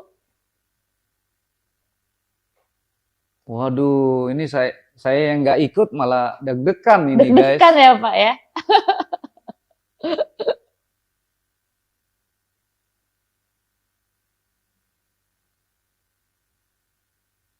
Sudah? Wah, ini seru banget ini ya. Andai saya bisa ikut ini bagus banget ini. Ya. Bagus ya Pak, seru ya Pak. Aduh, wah ini ditunggu-tunggu nih pinnya nih. Wah, Oke, sudah keluar pinnya, sudah terbaca ya. iya. Pinnya adalah 8402311. Bisa join melalui ini dia. www.kahoot.it. Wah, udah banyak sekali. Ini Baru pesilat OKR nih. tunggu, ini kalau ada staff data on tidak boleh ikut ya, langsung kita gugurkan. Hanya peserta webinar saja nih. Kayaknya saya melihat ada beberapa nama yang familiar tuh Pak. Astaga. Astaga, saya juga mau kalau gitu ya Pak ya. Oke, sudah 20. Masuk, ayo masuk. Iya. Iya, boleh, masih ditunggu. Masih ditunggu ya. Sudah semua? Oke. Oke. Bagi karyawan data on nggak boleh nih Nggak ya. boleh karyawan data on Wah. akan kalau menang langsung kita gugurkan ya. Ya. Atau didonasikan kepada saya. Ya, Betul Pak. Setuju Pak. Oke. Sudah bisa mulai? Oke. Iya. Langsung kita mulai. Masih banyak loh. Ya, langsung Wah. start aja. Sip. Kita mulai sekarang. Pertanyaan pertama. Oke.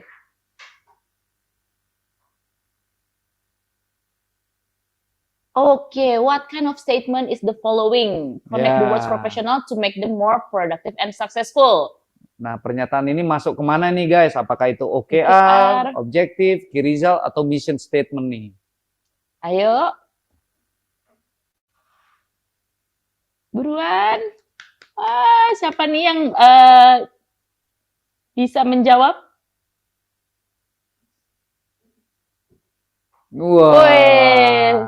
Jawabannya Ada adalah mission 13 yang statement, benar ya. 13 yang benar Berarti, ya. tapi 35 Pak yang salah. Wah, ini dia. Bagus, teruskan, nggak apa-apa. Wah, siapa nih? Oh. Desire, Muhammad Engkos, Arneta Dewi, Abdullah Emir, dan Olivia. Oke. Jangan senang dulu, karena ini baru Belum tentu. soal pertama ya Pak ya. Masih ada lagi. What kind of statement is the following? Ensure 75% of new hires live within our area. Nah, termasuk apa nih? Apa tuh Pak? Ayo. Ayo Pak, bocoran dong Pak. Waduh, kalau saya nggak ikut, nggak bisa Nggak nih. bisa ya Pak ya. Tapi saya yakin teman-teman udah pada jago nih. Ya. Ayo. Jawabannya key result. Wih, banyak yang bener Pak. Banyak yang bener ya, 31. luar biasa. Keren. Wah, Oke, udah Olivia digeser, bergeser. Olivia ya Olivia sekarang. jadi pertama nih. Arneta, Oke. Angela, Ferbi, dan Vikaria. Masih ada 3 pertanyaan Masih lagi. ada lagi. The original KR is answer 50 cases per week and rewrite it as achieve 50 satisfied ratings on cases per week. Nah, apakah Oke, itu? Ayo, itu berubah nggak? Nah, ya. Berubah tipenya nggak? Apakah itu outcome, output, input gitu ya Pak ya? Iya, ya. Oke. Ya. Wah, lumayan banyak juga yang benar, Pak. 18. Benar ya, Pak? Oke. Olivia, Arneta, Desire, Angela, dan Wah, Ferbi. Desire mulai meranjak naik lagi. Betul. Olivia tapi tetap menduduki ini, Pak, posisi pertama. Kita udah kayak komentator bola ya, Pak Iya ya? nih. Oke, lanjut lagi. Identify the following organic web traffic accounts for at least 50% Wah, ini lebih gampang lagi nih. of all sales this quarter. Ayo, apakah ini input, outcome, atau output? Ya. Input itu tindakannya, output itu hasil dari tindakannya, outcome itu hasil besar. Nah, udah dikasih tuh bocorannya. Ayo. 29 ya, Pak ya, yang benar ya. Oke, kita lihat. Bergeser nih. Vikaria, Ika, Bergeser, Mario, Olivia, titik. Titik tuh nama ya? Oh, nama ya, titik. Oke, titik gitu Pasti ya, Pak saudaranya namanya koma. Koma. Bener, Pak. What kind of statement is the following? We will become the most loved burger stand in Bintaro. Wah, bawa-bawa Bintaro nih, Pak. Ini burger ini, lapar Burger ya, jadinya Pak. nih. Ayo, yang ini Ayo. masuk mana nih guys? Apakah OKR? OKR? Key Result, Objective, Mission Statement. Iya, ya. Ini termasuk Mbak Hilda itu juga coba jawab itu kayaknya tuh. Serius banget itu bacanya. Oke, jawabannya adalah Tentu dong, Pak. OKR. Ya. Pemenangnya adalah jeng jeng jeng. Siapakah dia? Oke. Aris titik Aris titik dan Ika Ika, Yulias wah. Aris. Selamat. Dan Ya. yang 45-nya adalah Desire dan Vikaria. Wah, padahal Desire awalnya nomor 1 tuh, Pak. Tapi nggak apa-apa, tetap menang, mendapatkan e-wallet. Selamat. Oke, nanti pemenang akan dihubungi oleh tim Data On. Ya, Wah, seru banget seru ya, Pak ya. Sengit sekali, Pak, pertandingannya ya, Pak. Kayaknya mungkin kapan-kapan kita harus bikin lagi nih, Pak. Iya ya, ini kayak pertandingan final Indonesia. Betul, nih. betul. Oke, baiklah, sampai sudah kita di penghujung acara hari ini. Teman-teman, jangan lupa isi feedback formnya dan nanti untuk pemenang akan dihubungi oleh tim Data On. Dan pastikan teman-teman pantengin social media Data On, LinkedIn, Instagram, YouTube, Facebook, Twitter, dan juga untuk informasi terkini kunjungi blog Data On juga ya. Oke, terima kasih Pak Andre atas waktunya hari ini. Senang banget bisa Thank you ngobrol-ngobrol guys. dan dapat materi apa tadi? Materi daging ya Pak Materi ya. daging ya, Mantep empuk banget, banget gitu, empuk guys. sekali Pak. Makasih juga Mbak Hilda atas waktunya dan demonya. Nanti kalau Terima misalnya kasih. teman-teman Sobat Data On masih ingin tahu lebih lanjut, silahkan kontak tim Data On atau info@dataon.com. Oke, selamat sore semuanya. Bye, sampai Have a jumpa. nice day. Selamat sore, sampai jumpa kembali.